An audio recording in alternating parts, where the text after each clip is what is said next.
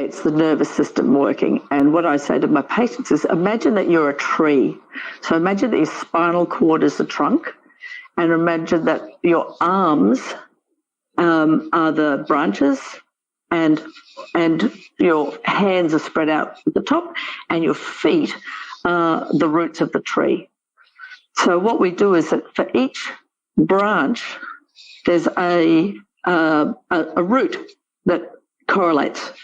So we can't get to the root quite often because it's tricky to get to, which is some of the muscles, but we can turn on, flick and wake up that branch that will come down via the spinal cord and come in and affect the root. And that's probably the easiest way to explain it. And it's fast because it's the nervous system. Okay.